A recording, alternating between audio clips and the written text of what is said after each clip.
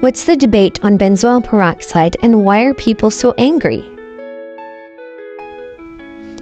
I recently posted an article in one of the doll restoration groups about the effects of benzoyl peroxide and using hydrogen peroxide instead.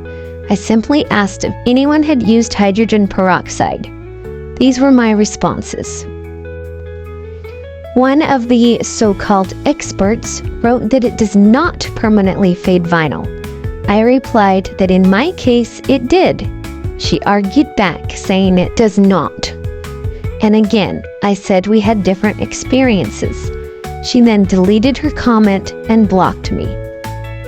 An admin made a separate post asking why suddenly everyone is questioning OxyCream, saying it's the only thing that works, hair dye developer doesn't, peroxide doesn't.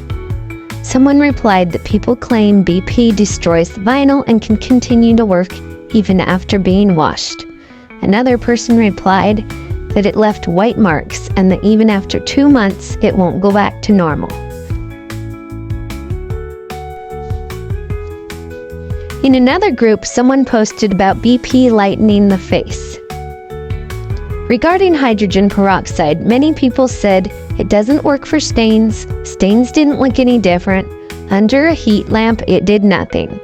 They said the article mentions plastic, not vinyl, yellowing, not stains.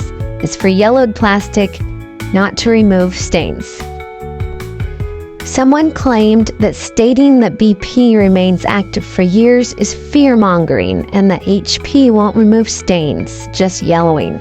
In one of my ink removal videos, I actually show a doll that I've put in the window without the cream and it continues to remove the mark. Another person says, I just find it surprising that anyone would come on this page and claim it does when no one has had success. I know people lie on the internet, but what would be the point? I'm always up for a challenge, so I'll let the pictures speak for themselves.